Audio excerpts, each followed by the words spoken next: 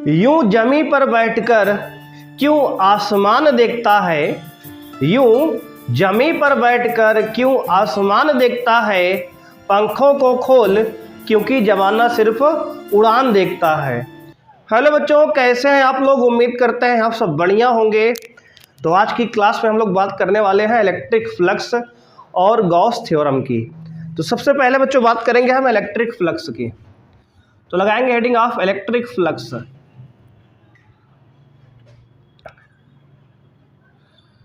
Electric flux, सबसे पहले बच्चों बात करेंगे इलेक्ट्रिक फ्लक्स की। अब देखो इलेक्ट्रिक फ्लक्स होता क्या है। अगर आपके पास बच्चे कोई सरफेस है,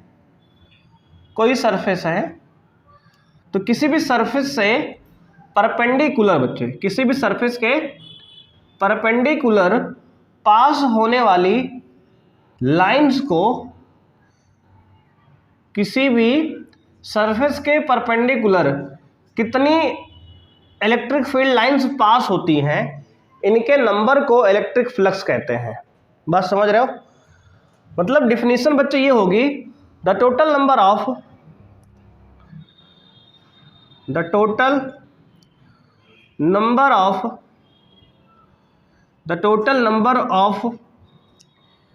electric field lines the total number of electric field lines passing perpendicular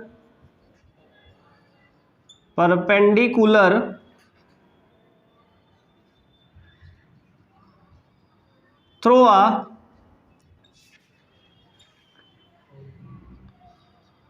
surface.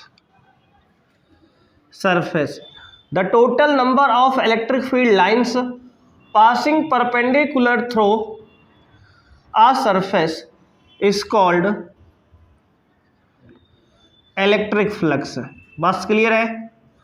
अब देखो बच्चों, इसे बताया क्या गया है, किसी भी सरफेस के किसी भी फ्लक्स बच्चे, ठीक है ना, फील्ड लिख दिया क्या हमने, फ्लक्स, ठीक है ना, किसी भी सरफेस के परपेंडिकुलर, ध्यान दो, किसी भी सरफेस के परपेंडिकुलर जितनी नंबर ऑफ लाइन पास होती हैं उसे क्या कहते हैं?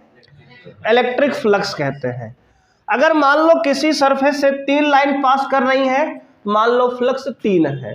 अगर एक लाइन बढ़ गई, 4 लाइन पास हो रही, तो फ्लक्स मान लो 4 है। मतलब अगर नंबर ऑफ लाइन जितना ज्यादा पास करेंगे उतना फ्लक्स ज्यादा होगा। बात समझ रहे हो? तो किसी सरफेस के परपेंडिकुलर, देखो ये सरफेस है मान लो आपके पास, ठीक है ना, कार्ड का इस्तेमाल हो रहा है, ठीक है।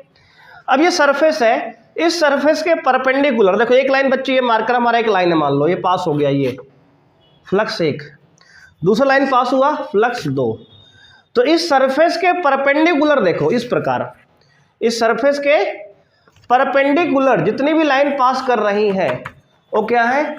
वही हमारा इलेक्ट्रिक फ्लक्स होता है। तो हमने वही लिखा, the total number of electric field lines passing perpendicular through a surface is called electric flux. किसी भी सरफेस से परपेंडिकुलर, किसी भी सरफेस के परपेंडिकुलर जितनी भी इलेक्ट्रिक फील्ड लाइंस पास करती हैं वही क्या है? हमारा इलेक्ट्रिक फ्लक्स होता है। क्लियर है? कोई समस्या है जी? देखो यहां पे अगर 4 लाइन पास कर रही तो मान ले फ्लक्स 4 है, अगर लाइन और बढ़ाएंगे तो फ्लक्स और क्या होगा? बढ़ जाएगा। किसी भी सरफेस से परपेंडिकुलर जितनी नंबर ऑफ लाइन पास करेंगी उतना फ्लक्स ज्यादा होगा। कम लाइन पास करेंगी फ्लक्स कम होगा, ज्यादा लाइन पास करेंगी फ्लक्स। बात क्लियर है जी? तो इलेक्ट्रिक फ्लक्स क्या होता है? किसी भी सरफेस के परपेंडिकुलर जितनी ज्यादा इलेक्ट्रिक फील्ड लाइंस पास करते उतना फ्लक्स ज्यादा होता है। बस क्लियर है? अब देखो फ्लक्स को बच्चे लिखते हैं फाई से। फाई बराबर फॉर्मूला होता है E vector dot A vector. E माने इलेक्ट्रिक फील्ड, ए मतलब क्या है? एरिया। तो फ्लक्स का फॉर्मूला है ई डॉट ए वेक्टर फॉर्म में। अगर भाई यहां से वेक्टर हटाएंगे तो हम लोग जानते हैं कि अगर देखो वेक्टर ए डॉट बी, अगर दो वेक्टर के बीच में डॉट लगा है तो डॉट जब भी हटाते हैं तो क्या आता है, ए बी कॉस थीटा आता है ना। डॉट प्रोडक्ट में कॉस आता है और क्रॉस प्रोडक्ट में साइन आता है। बहुत सही बात समझ रहे हो कि नहीं। तो अगर डॉट हटाएंगे तो यहां आएगा फाई बराबर E A cos theta, E ए। तो अगर स्केलर फॉर्म में यानी कि बिना वेक्टर की बात करें तो फॉर्मूला क्या है, ई ए कॉस थीटा, और वेक्टर फॉर्म में क्या है, E vector dot A vector. बात क्लियर है। अब देखो इसका डायग्राम समझ लो। ये मान लो सरफेस हमारा है भाई, ये सरफेस है ना। और इस सरफेस से हमने कहा, इस सरफेस से ये इलेक्ट्रिक फील्ड लाइंस पास कर रही हैं और ये इलेक्ट्रिक फील्ड लाइंस है बच्चे, क्या है। अच्छा, एरिया वेक्टर तो ऑलवेज परपेंडिकुलर होता है, जानते ही हो आप, है ना। सरफेस के परपेंडिकुलर एरिया वेक्टर लेते हैं। पिछली क्लास में हमने एरिया वेक्टर की बात की थी, है ना।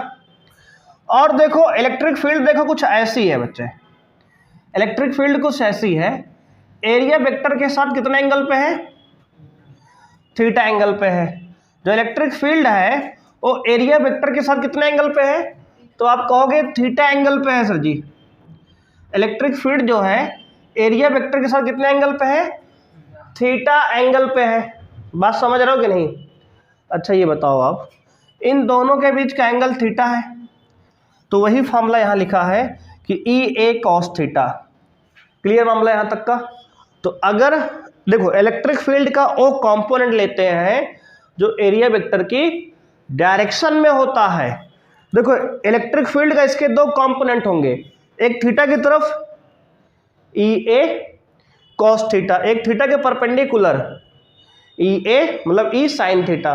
तो इधर वाला कंपोनेंट क्या होगा, ई कॉस थीटा, इधर वाला कंपोनेंट परपेंडिकुलर वाला क्या होगा, ई साइन थीटा। तो इसमें कौन सा कंपोनेंट लिया गया है, थीटा की तरफ वाला। इसका मतलब ये फार्मूला ऐसे भी लिखा सकते हैं, इसको ऐसे लिख सकते हैं, ई कॉस थीटा इंटू ए। मतलब यहां एरिया वेक्टर का ओ कंपोनेंट लेना है जो, सॉरी इलेक्ट्रिक फील्ड का ओ कंपोनेंट लेना है जो एरिया की तरफ है, जो एरिया की तरफ है। तो ई ए कॉस थीटा तो फॉर्मूला यहां से भी आ गया था, लेकिन इस बात को हम समझ पाए कि एरिया अगर अलग मतलब एरिया और इलेक्ट्रिक फील्ड एक ही डायरेक्शन में नहीं है तो हम किसका कंपोनेंट लेंगे, इलेक्ट्रिक फील्ड का, किधर वाला, जो एरिया वेक्टर की डायरेक्शन में है। तो इलेक्ट्रिक फील्ड के दो कंपोनेंट ई कॉस थीटा और ई साइन थीटा इलेक्ट्रिक फील्ड के। लेकिन कौन सा कंपोनेंट हमें लेना है, जो एरिया वेक्टर की डायरेक्शन में है, कौन सा है, ई कॉस थीटा। तो इसको ऐसे भी समझ सकते हो कि ई कॉस थीटा इंटू ए। तो यहां नोट करके लिख लेना बात को नोट में, इलेक्ट्रिक फील्ड का ओ कंपोनेंट, वो कंपोनेंट लेना है जो किधर है, एरिया वेक्टर, एरिया वेक्टर की डायरेक्शन में है, ठीक है ना।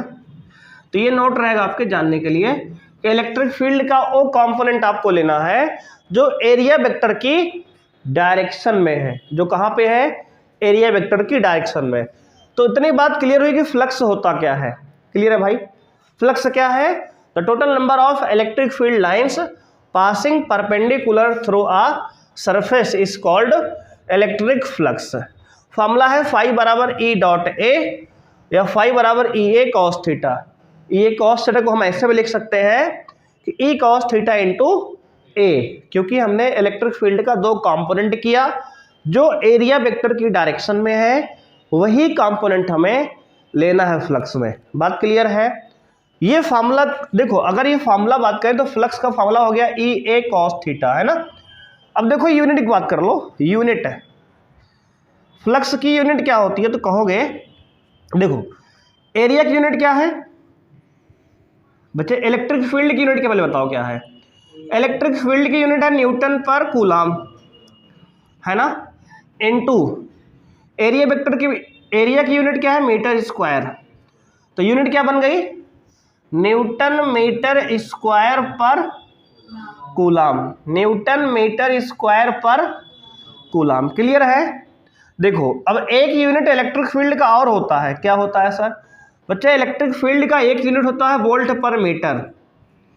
क्या होता है, एक तो न्यूटन पर कूलाम है, ठीक है, एक होता है वोल्ट पर मीटर, इसको हम पिछली क्लास शायद बताए थे आपको, क्या होता है वोल्ट पर मीटर।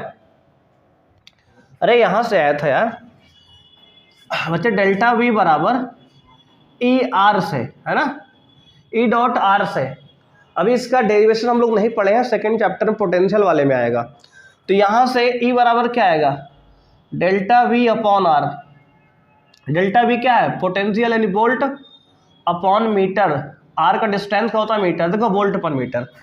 तो इलेक्ट्रिक फील्ड का एक यूनिट और कौन है वोल्ट पर मीटर, इनटू एरिया का मीटर स्क्वायर, तो 1 मीटर से 1 मीटर काट दो तो क्या आ गया वोल्ट इनटू मीटर। बात समझ में आई, कहा गया वोल्ट इनटू मीटर। बात क्लियर है जी। तो भाई इसके कितने यूनिट हो गए, 2 यूनिट बताया हमने आपको, किसका फ्लक्स का, फ्लक्स का पहला यूनिट क्या है न्यूटन मीटर स्क्वायर पर कूलाम या फिर वोल्ट इनटू मीटर। इतनी बात क्लियर है, बोलो कोई समस्या है यहाँ तक। तो कितनी बातें किया हमने आज। सबसे पहली बात हमने बताई आपको इलेक्ट्रिक फ्लक्स क्या है, किसी भी सरफेस के परपेंडिकुलर जितने number of field lines pass करती है उसे हम फ्लक्स कहते हैं। फ्लक्स को फाई से डिनोट करते हैं, फाई बराबर ई डॉट ए हमारा फॉर्मूला होता है। ई इलेक्ट्रिक फील्ड है, ए जो है एरिया वेक्टर है। हमने कहा डॉट प्रोडक्ट हटाएंगे तो कॉस थीटा आता है, तो ई ए कॉस थीटा हो गया। हमने कहा इसको हम एक दूसरे तरीके से भी लिख सकते हैं, कैसे, देखो इलेक्ट्रिक फील्ड जो है एरिया वेक्टर के साथ थीटा एंगल पे था। हमने कहा इलेक्ट्रिक फील्ड का 2 कंपोनेंट होगा, निकालना आप जानते हो, एक थीटा की तरफ ई कॉस थीटा, एक थीटा के परपेंडिकुलर ई साइन थीटा। लेकिन हमें कौन सा कंपोनेंट लेना होता है फ्लक्स में, तो जो एरिया की तरफ वाला हो, जो एरिया की तरफ हो, है ना, ऐसा भी समझ सकते हो यहाँ पे। तो वही लिखा हमने ई कॉस थीटा इंटू ए। बात क्लियर हो गई। हमने कहा इसका यूनिट निकाल लेते हैं, तो यूनिट क्या है इलेक्ट्रिक फील्ड का न्यूटन पर कूलाम है, एरिया का मीटर स्क्वायर है, इसको बन गया न्यूटन मीटर स्क्वायर पर कूलाम। एक यूनिट हमने कहा इलेक्ट्रिक फील्ड की और होती है वोल्ट पर मीटर, कहाँ से वो फॉर्मूला हमने बताया, ठीक है, वोल्ट पर मीटर इंटू एरिया का यूनिट मीटर स्क्वायर होता ही है, 1 मीटर से 1 मीटर यहाँ कैंसिल किया गया वोल्ट इंटू मीटर। तो फ्लक्स का 2 यूनिट हो गया वोल्ट मीटर और न्यूटन मीटर स्क्वायर पर कूलाम, ठीक है। अब देखो कभी कभी ऑप्शनल क्वेश्चन में क्या होगा, जैसे कि आपका 20 क्वेश्चन ऑप्शनल आएगा पेपर में, तो उसमें हो सकता है कि 1 यूनिट ये दे दे वोल्ट मीटर, है ना, 1 दे न्यूटन पर मीटर स्क्वायर पर कूलाम, और एक मान लो इसी को वोल्ट को ही ऐसा लिख दे joule per coulomb, joule per coulomb volt ही होता है ना, ऐसे लिख दे joule per coulomb into metre, और एक लिख दे इनमें से कोई नहीं, नॉन ऑफ दिस। तो पूछ ले कि आपसे in which of the following not a unit of electric flux, समझ रहे हो, इनमें से कौन सी इलेक्ट्रिक फ्लक्स का यूनिट नहीं है, उसमें से एक नहीं होगा और 4-3 होंगे, तो अगर आप नहीं पढ़े कंफ्यूज हो जाओगे, है ना। इसलिए सारी यूनिट ध्यान समझ लो कि इलेक्ट्रिक फ्लक्स का यूनिट ए भी है volt metre, newton metre square पर कूलाम, और देखो इसी को वोल्ट को हम जूल पर कूलाम भी लिख सकते हैं, क्या लिख सकते हैं जूल पर कूलाम। बात समझ रहे हो, इंटू मीटर लगा रहेगा। तो यूनिट याद रखने से फायदा क्या होगा, वहां पे परेशान नहीं होगा एमसीक्यू में। आप जो एमसीक्यू प्रश्न क्वेश्चन आएंगे पेपर में आपके, उसमें आपको दिक्कत नहीं होगी। बात क्लियर यहां तक है। अब देखो हमने यहाँ पे यूनिट की बात कर ली, और देखो ये बताओ फ्लक्स स्केलर है कि वेक्टर क्वांटिटी है, तो कहोगे फ्लक्स स्केलर है, क्योंकि डॉट प्रोडक्ट, देखो 2 वेक्टर का डॉट करने से आंसर हमेशा क्या आता है स्केलर आता है, क्या आता है क्रॉस हमेशा वेक्टर होता है।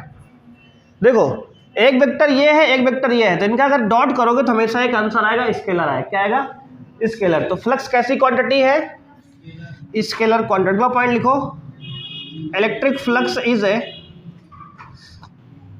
Electric flux is a scalar quantity. कैसी क्वांटिटी है? स्केलर। हाँ, जिन देखो इलेक्ट्रिक फील्ड और डॉट, दो वेक्टर का डॉट हमेशा ही स्केलर होता है। जैसे वो वर्क है, वर्क भी स्केलर है, बिल्कुल। जहां जहां डॉट का इस्तेमाल हो गया समझ लो स्केलर हो गई। दो वेक्टर का डॉट ऑलवेज स्केलर होता है। क्या होता है? Always scalar. देखो आपने पढ़ा था टॉर्क, टॉर्क एक वेक्टर क्वांटिटी थी क्योंकि उसमें टाउ पी क्रॉस ई लिखा था हमने, याद है ना? याद है? और वर्क फोर्स इनटू डिस्प्लेसमेंट वहां डॉट लगता है इसलिए स्केलर है वो। तो जहां जहां डॉट का इस्तेमाल होता है वो सब क्या होती है? स्केलर क्वांटिटी होती है। जिसमें जिसमें क्रॉस वेक्टर का यूज होता है वो क्या होती है? वेक्टर क्वांटिटी होती है। बात क्लियर रहेगी? अब देखो, अगर आपसे पूछे हम फ्लक्स का डायमेंशन बताओ, आप डायमेंशन चलो निकालते हैं। डायमेंशन ऑफ फ्लक्स बोलो भाई, डायमेंशन ऑफ फ्लक्स। तो कहोगे सर निकाल सकते हैं, बिल्कुल है ना। डायमेंशन ऑफ फ्लक्स, चलो इसको ऊपर मिटा लेते हैं ना, इतना नोट कर लिए होगे ना। देखो डायमेंशन ऊपर निकालते हैं हम लोग। चलो अपना अपना निकालो भाई, निकाल रहे हो? चलो देखो फ्लक्स फाई बराबर, देखो फॉर्मूला क्या है? ई डॉट ए। क्या है? ई डॉट ए। अच्छा, इलेक्ट्रिक फील्ड का यूनिट क्या है? न्यूटन पर कूलम। इसका यूनिट क्या है? Metre square. देखो अब इसके फॉर्मूले से यानी कि इसका यूनिट से हम डायमेंशन निकाल लेंगे। देखो न्यूटन, न्यूटन किसकी यूनिट है? फोर्स की। किसकी है? फोर्स की। तो फोर्स की डायमेंशन क्या होती है? एम एल टी की पावर -2। ध्यान देना, किसी भी फॉर्मूले के यूनिट से हम डायमेंशन आराम से निकाल सकते हैं। इलेक्ट्रिक फील्ड का यूनिट होता है न्यूटन पर कूलम।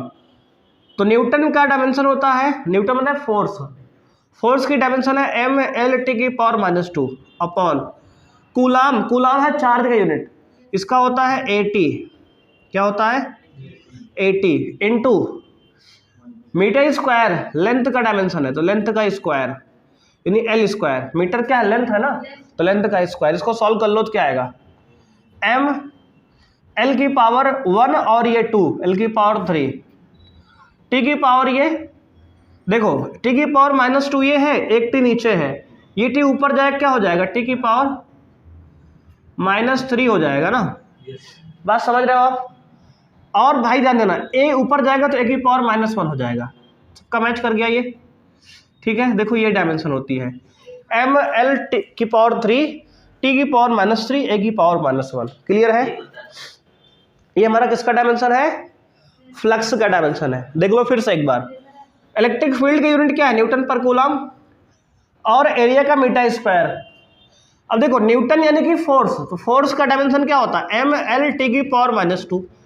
चार्ज कूलम, कूलम का 80 इंटू लेंथ, लेंथ है ना ये मीटर स्क्वायर, तो लेंथ का एल का स्क्वायर। इसको सॉल्व कर लो पूरा आप, यही तो आएगा। देखो एम ये 1, एम की पावर 1, एल की पावर 1 यहाँ 2 यहाँ, तो जोड़ के 3 हो जाएगा। और टी की पावर -2 ये नीचे 1 है, ऊपर जाएगा भी माइनस हो जाएगा तो -3 हो गया। और ए की पावर नीचे 1 है, ऊपर जाएगा तो -1 हो जाएगा। तो ये हमारी डायमेंशन हो गई। देख लो ध्यान से, अगर कोई समस्या यहाँ तक हो बताओ। यूनिट हो गया न्यूटन मीटर स्क्वायर पर कूलम या वोल्ट मीटर, और डायमेंशन हो गई एम एल की पावर 3, टी की पावर -3, ए की पावर -1। क्लियर है जी? एक बार ध्यान से देख लो, कोई समस्या बताओ यहाँ तक पहले। क्वेश्चन फर्स्ट है बच्चों, कह रहा है if the electric flux at the point, if the electric field, flux नहीं सॉरी, क्या लिख रहे हैं हम भी आज, if the electric field, if the electric field at a point is 2I cap plus 3J cap minus 4K cap newton पर coulomb. देखो बच्चों गिवन क्या है, लिख लो पहले। गिवन में आपको दिया है इलेक्ट्रिक फील्ड ई की वैल्यू दिया वेक्टर फॉर्म में, क्या दिया है? 2I cap plus 3J cap minus 4K cap, ठीक है ना, इतना न्यूटन पर coulomb. And area vector is, तो एरिया वेक्टर बच्चे ए दिया है, कितना दिया है? 8I cap minus 2j cap plus k cap metre square. Then find the value of electric flux. ध्यान देना आप, देखो दिक्कत बच्चों को होती है कि सर कब फार्मूला हम ये लगाएं। देखो कब हम फार्मूला फाई बराबर फ्लक्स बराबर ई डॉट ए वेक्टर लगाएं, कब हम फार्मूला सर फाई बराबर ई ए कॉस थीटा लगाएं। देखो समझो आप कब कौन लगाना है, जब इलेक्ट्रिक फील्ड और एरिया दोनों इस तरह दिया होगा वेक्टर फॉर्म में आई जे के रूप में। बात समझ रहे हो, कब कौन सा फार्मूला लगाना है समझ लो यहीं पे। जब इलेक्ट्रिक फील्ड की वैल्यू आई कैप जे कैप के कैप के टर्म में दी रहेगी और एरिया वेक्टर आई जे के टर्म में, तब लगाएंगे ऊपर वाला वेक्टर फार्मूला। और जब इलेक्ट्रिक फील्ड की value 20 Newton per coulomb 10 Newton per coulomb, समझ रहे हो। जैसे मान लो यह एग्जांपल लिख लो एक तो, जैसे मान लो इलेक्ट्रिक फील्ड दिया है हमें, मान लो लेट सपोज एग्जांपल लिख लिए, ये क्वेश्चन नंबर 2 मान लो है, ठीक है। इलेक्ट्रिक फील्ड दिया है 5 Newton per coulomb, area vector दिया है 10 मीटर स्क्वायर और दोनों के बीच का एंगल दिया है 60 डिग्री।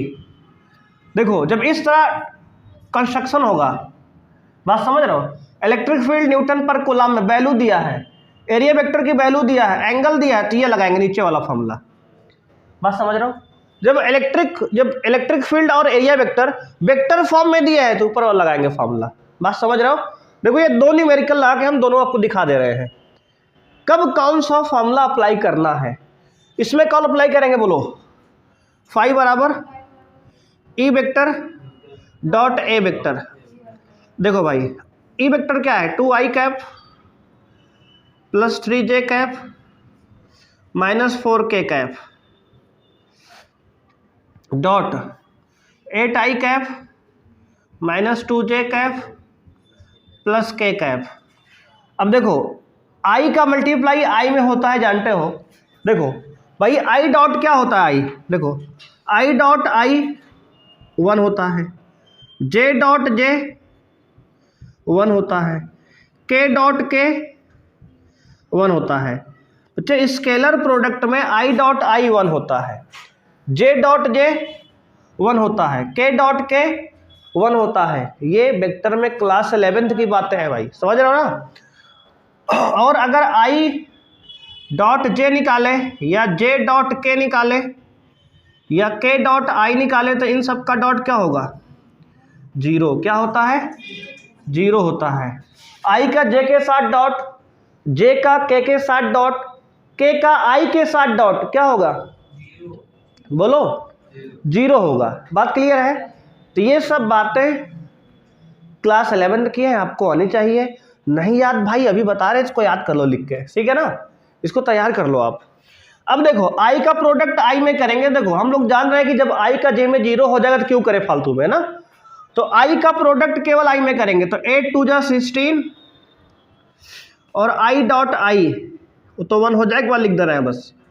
अब j का j में करेंगे 3 2 जा माइनस का 6 j dot j plus minus minus 4 1 जा 4 k डॉट k। सर और सबका, बच्चे और सबका नहीं कर रहे हैं, क्यों, क्योंकि हम लोग जब जान रहे हैं कि i डॉट j 0 हो जाए, क्यों लिखे बार बार, है ना। सिर्फ i का i में कर रहे हैं, j का j में कर रहे हैं, k का k में। बोलो क्लियर है। अब देखो i डॉट i क्या होगा 1, तो 16 into 1 minus 6 into 1 minus 4 into i dot i j dot j k dot k सब 1 हो गया। देखो यहाँ से तो ये लिखा है 16 माइनस 6 और 4 मिलके 10, 16 में 10 गया 6, यूनिट क्या बोलोगे, न्यूटन मीटर स्क्वायर पर कूलम। आंसर क्लियर है। बोलो पहला क्वेश्चन समझ में है। अब देखो सेकंड क्वेश्चन। अब देखो भाई वेक्टर फॉर्म में दिया तो ये लगाएंगे स्ट्रक्चर। आपके पास दो फार्मूला है, एक वेक्टर फॉर्म का, एक स्केलर फॉर्म का। अब स्केलर कहाँ लगाएंगे, और देख लो यहां देखो ई वेक्टर की वैल्यू कितना दे रखा है 5 इंटू एरिया की वैल्यू कितना है 10 इंटू कॉस थीटा कितना दिया 60, तो कॉस 60 हो गया ये बताओ 10 बचे 50 इंटू कॉस 60 की वैल्यू कितनी होती है 1/2 कितना होती है कॉस 60 भैया 1/2 होता है। तो 2 से काटो 2 1 जा 2 2 2 जा 4 2 5 10 25 1 जा 25 न्यूटन मीटर स्क्वायर पर कूलाम, न्यूटन मीटर स्क्वायर पर कूलाम। इसका एक यूनिट हमने और बताया था, याद है? बोलो, इसका एक यूनिट हमने और बताया था वोल्ट मीटर। वोल्ट मीटर भी बोल सकते हैं ना, अभी आज ही हमने बताया कि वोल्ट मीटर भी यूनिट होता है, न्यूटन मीटर स्क्वायर पर कूलाम या फिर वोल्ट मीटर, याद रहेगा। तो ये 2 यूनिट हैं इसके, कर लोगे ना क्वेश्चन अब? बोलो जी, क्लियर है? चलो नोट कर लो, अगर यहाँ तक कोई समस्या है तो बताओ आप। बोलो जी। क्वेश्चन सेकंड है बच्चों, क्वेश्चन नंबर 2 ध्यान से देखेंगे। कह रहा है if the electric field at a point is 2i cap plus 3j cap minus 4k cap newton per coulomb and area vector is i cap minus j cap metre square, then find the value of electric flux. देखो बच्चे ध्यान देना, electric field कितना दिया है vector 2i cap plus 3j cap minus 4k cap, area vector कितना दिया है i cap minus k cap. भाई देखो, जब i और k दिया है j नहीं दिया, इसको आप 0j मान सकते हो, ऐसा लिख लो i कैप प्लस में 0j cap minus k cap, लिख सकते हो ना ऐसे। देखो जो चीज़ नहीं वहाँ 0k मान लो यार, मतलब 0j मान लो। अब मल्टीप्लाई कर लो, तो फ्लक्स का फॉर्मूला फाई बराबर ई डॉट ए लगा लो। देखो ई की वैल्यू क्या है 2i cap plus 3j cap minus 4k cap, dot में i cap minus 0j cap plus k cap minus k cap. अब देखो i का i में करेंगे प्रोडक्ट 2 इंटू 1 है ना।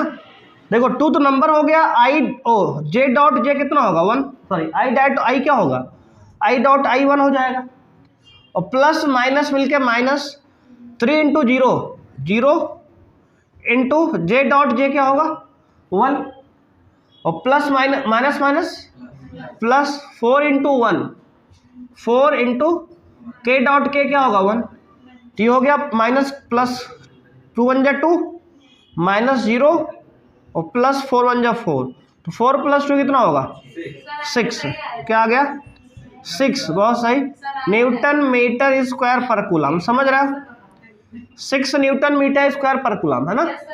देखो ये हमारा आंसर आ गया जी 6। बात समझ रहे हो कि नहीं, आसान है ना, इस तरह के सवाल हो जाएंगे आप। देखो इलेक्ट्रिक फ्लक्स के यही 2 फॉर्मेट बनते हैं जी। देखो ये तो तुम्हें इलेक्ट्रिक फील्ड की वैल्यू न्यूमेरिक दिया रहेगा, एंगल दिया रहेगा, एरिया दिया रहेगा। तो अगर इलेक्ट्रिक फील्ड की वैल्यू, देखो बच्चे एक और देख लो, यहीं पे क्वेश्चन नंबर एक और देख लो। मान लो इलेक्ट्रिक फील्ड दिया है आपको 20 Newton per coulomb, area vector दिया है 10 मीटर स्क्वायर, और इनके बीच का एंगल दिया है 0 डिग्री, तो फ्लक्स कितना आएगा फाई बराबर ई ए कॉस थीटा लगाओगे ना, ई ए कॉस थीटा लगाओगे तो क्या आएगा 20 इंटू 10 इंटू कॉस 0, कॉस 0 की वैल्यू क्या होती है, तो 20 इंटू 10 200 इंटू 1, तो हो गया ये 200 न्यूटन। ठीक है, देखो यही 2 फॉर्मेट बनते हैं। ये तो आपको एंगल दिया जाएगा, एरिया दिया जाएगा, इलेक्ट्रिक फील्ड दिया जाएगा, या फिर आपसे वेक्टर फॉर्म में दिया रहेगा और पूछ लेगा। बोलो बात क्लियर है, यहाँ तक कोई समस्या है जी? अब इस तरह के सवाल कर लोगे ना, चलो ठीक है। तो बच्चे आज की क्लास में इतना ही करते हैं, मिलते हैं नेक्स्ट क्लास में बच्चे। अब अगली क्लास में जो है हम लोग किसकी बात करेंगे, गॉस थ्योरम की, ठीक है ना। तो हमारा गॉस थ्योरम जो है इस चैप्टर का लास्ट टॉपिक बचा है और उसके एप्लीकेशन कुछ है। तो बच्चे आज के लिए इतना ही, मिलते हैं नेक्स्ट क्लास में। थैंक यू बच्चे, बाय, जय हिंद।